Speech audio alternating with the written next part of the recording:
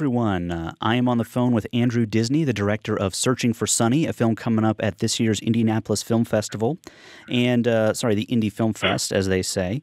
And it's going to be playing on Thursday, July 26th at 7:30, and Saturday, July 28th at noon. So you guys will have a chance to see that movie. But Andrew, thank you for joining us. Thanks for having me.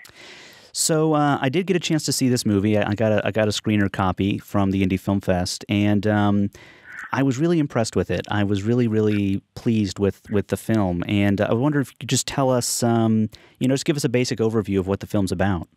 Yeah. The film is about three friends who go back home to a high school reunion, and they get sucked into a small-town murder mystery that seems a lot like a play they performed from high school. But they can't remember the play, so they have to they're trying to figure out the play to figure out the mystery. Yeah. And that's one of the things I really loved about it, was that sort of the way you revealed the story about how sort of they're constantly struggling to sort of get to the next step of, this play that none of them were involved enough in to really have a sense of. So how did the idea for this film kind of come about? Yeah, I think I was in New York, and I'm from Texas, so I just missed Texas a lot. I missed my friends, and so I think the way I kind of started dealing with that was I started creating a murder mystery with my, imagining my friends in it maybe 10 years down the road. So that's kind of the first thing, that's kind of where the first nugget of an idea came from. And I think for me personally, I love comedies that have tons of plot. I love The Big Lebowski. I love Kiss Kiss Bang Bang. I feel like those movies, they're not just a comedy, but they're also they're real plotty. They're kind of like a ride film. You don't know what's going to happen next.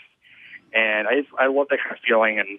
And then I just love, I don't know. I wanted to make also a comedy that had lots of jokes that you could rewatch it maybe and see new jokes or see new little things. So that's where it started. Very cool. Now, you mentioned, a couple of films that I kind of consider comedy noirs, really, Big Lebowski and Kiss Kiss Bang Bang. Were you specifically trying to make references to, any other type of noir films in the film? Because it seems to have, a lot of noir influences. Yeah. I just love that. Yeah, that idea that that there's they kind of think of themselves as detectives. And they kind of think they're in this movie, but they're totally all ill-equipped. And I think from a noir standpoint, I think we had so much fun look of it. It's really fun to make a comedy that also has a really great stylish look to it. Yeah, and the look was very specific and very kind of just really nice. And I kind of looked at your filmography, and it doesn't look like you've done a lot of film before now, at least not, sort of credited work. Where did you sort of get the skills to create a movie like this? I don't know. I mean, this is my first feature. I did a lot of shorts. I had a great cinematographer, Jeffrey Waldron, that I knew from way back when. He's like an AFI grad, was nominated this year for an Indie Spirit Award. Really just talented guy. So I think that was great. I think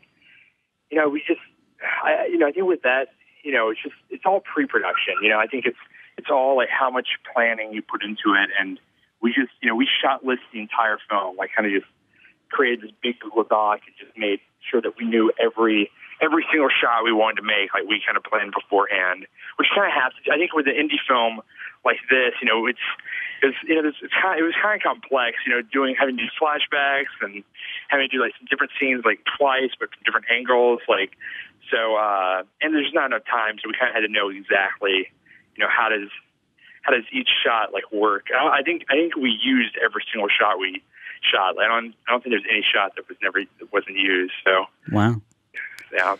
So you've talked about sort of two aspects of the film that I thought were done really well that some films have issues with, and that was the flashbacks and the narrator. So, a lot of films just kind of use a narrator because, they don't have any other ideas, or flashbacks because they don't have any other ideas. But your film clearly sort of it's required to sort of understand the film because the pacing is so fast, and the flashbacks are really used in an interesting way to sort of reveal information at the appropriate time to keep the audience engaged.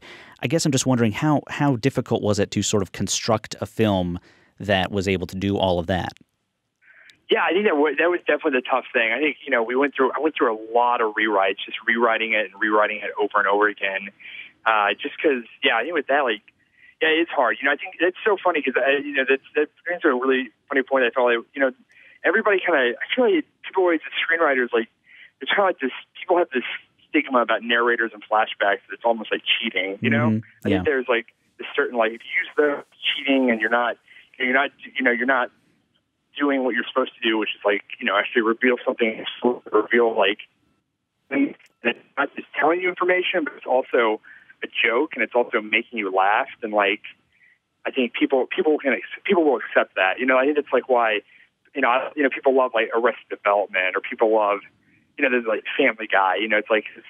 Those are I think that was also, there's not just flashbacks that revisit information. There's also the flashbacks that are purposely, but they're purposely just they don't really, they're just it's just a joke, and it's almost funny that we're showing you information that really has no consequence in the film.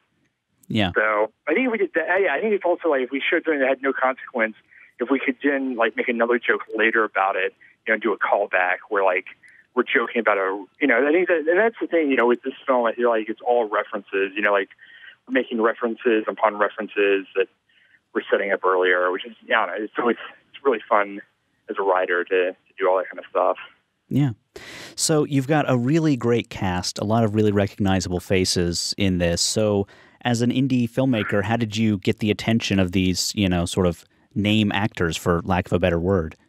Yeah. I think we hired a great casting director, Emily Schweber, out of L.A., and I think with us, as an indie film, first-time filmmaker, I'm in Texas, there's, it's how do you, the first thing is not even getting to the actor. It's getting in front of the manager or the agent.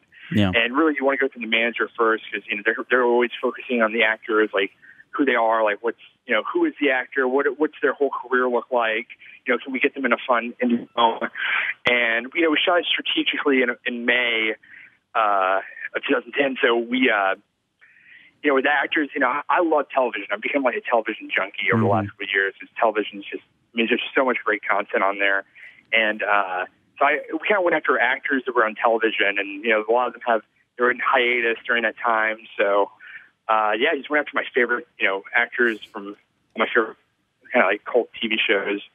And the way we did it, I think, was a really cool, one cool thing we did was we tried to make videos for some of the actors, here's reasons why you should come and be in this movie. And we kind of did it in the same style, and we showed off our visual style, and also showed off our comedy chops. So that was a cool way to do it. I think it's all about for indie filmmakers, it's all about how can you differentiate yourself from everyone else? What can you do that would make you go at the top of a pile? Sure. That was the big thing that we tried to do with that. So we made pitch videos. I made binders. I made CD mixes. You just kind of made a bunch of different stuff to really try. And then once you, it's all about getting that first meeting. So once you have that meeting, then it's all about, making sure that they like you and all that kind of stuff. So it's definitely a nerve-wracking experience. Yeah. But we were lucky, very lucky. Yeah, I can imagine. So my favorite bit of casting, though, and I had a hard time figuring out who it was the narrator. I knew I recognized that voice. I knew it in my soul. And I finally had to look it up. It's Lester from The Wire. Exactly, so yeah. And it was the perfect bit of casting. And I love what you said earlier about how the narrator, they didn't deserve a great narrator like this. Because they did not deserve Clark Peters. And that guy, man, he is the most interesting man in the world. We used to do the narration in London. He lives in London. He was there. He just finished, I think it was Othello that he'd done with McNulty, what's his name, and then he was jumping on. He was doing a anniversary show of his. He wrote a musical called Five Guys Named Mo that was nominated for Tony. He's just a really interesting, amazing person. So it was really fun to work with him on the narration. Yeah, and he's just perfect for it. Just perfect for it. Thanks. Yeah. So, speaking about the story. This story is kind of about people who sort of are still trying to realize their potential in a lot of ways. Is that kind of personal for you at all? Is that sort of a goal you set for yourself that, the 10-year high school reunion that you got to make something worthwhile by that time? I think that's like good. I feel like the 10-year reunion definitely is like a good place to like judge yourself. Like when you go to, I have mine next year, I think. Yeah, and so I feel like you're kind of like, what have I done, and how's that compare to everybody else? And I think for like Gen Y, like we're all like kind of what are we doing with our lives? Like what's our deeper meaning? All that kind of stuff, which I had fun like kind of playing with, partly making fun of that dilemma, and then partly like taking it serious. I think I tried to kind of have a fine line between those two things. Yeah. Another sort of interesting conceit of the film is that the film's called Searching for Sonny, and you never really let us know who Sonny is in any way until like the last 15 or 20 minutes of the film. Was that always in the script, or did you just discover that it was funnier when no one knew who Sonny was until he walks in the door? No, that was always in the script. I always thought it was really funny to like do that, and I think that was always fun. Like that was the fun part to cast, is we wanted to cast somebody who like when you walked in the door, be like, oh, okay, I know who that. I feel like when I watch it with people are like, oh my gosh, I know exactly who that is. So yeah, it's just like So that was really fun. And I think we do show them in a yearbook photo, like in the first maybe like 8 minutes in, and I think I was really like kind of playing, do I show in the yearbook photo? But yeah, I felt like we kind of had to, because some people were like, wait, is that Sonny? Is that Sonny? So you kind of have a little bit of like just a little bit of reference of what he looked like. But yeah. Yeah, and I remember that yearbook photo. It went by so fast, and I was like, wait, was that the guy I thought it was? But it was gone so fast that I never connected it with what was coming up later on in the film. So it was definitely done really well. Yeah, and so I'm also wondering about sort of the pacing of the film. It's very kind of frenetic early on, where the flashbacks are just coming fast and furious, and then it kind of slows down as you dig into it. How did you discover that pacing? Was that part of the script, or was that all in the editing process?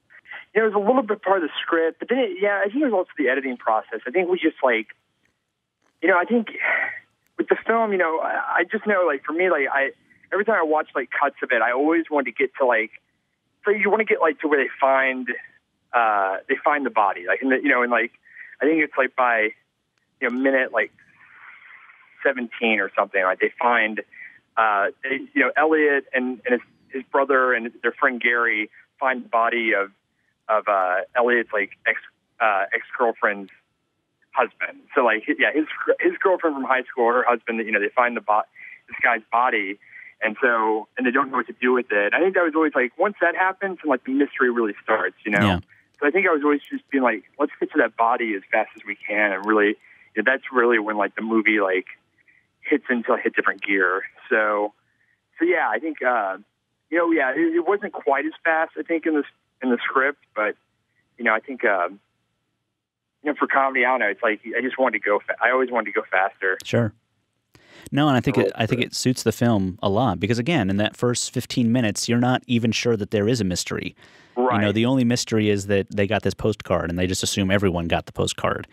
Right. But so this is at the Indy Film Fest. I'm sure that you're at some other film fests as well. But what are your other distribution plans? Where is this going from here? We're about to announce that like later in July. But we've got a distribution deal. We're gonna do a really small theatrical and then a big push on VOD and on demand. So I'm pretty excited. Yeah, I think we haven't really revealed all the facets of it yet. So if you want to know more, if we have a really fun Facebook page, Facebook.com, Searching For Sonny. I'd say around like July 24th to 25th, that's when we're going to be making a big reveal and kind of starting to release a bunch of new content and stuff.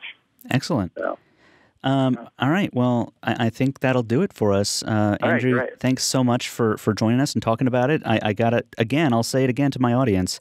This is a really great film. If you don't get a chance to see it at the Indy Film Fest, look it up, because this is unique in sort of a special way. Thank you. Yeah. So thanks so much for joining us, Andrew. Yeah. Thanks so much for having me. I had a lot of fun. A Place for Film is recorded at WFIU Studios in Bloomington, Indiana.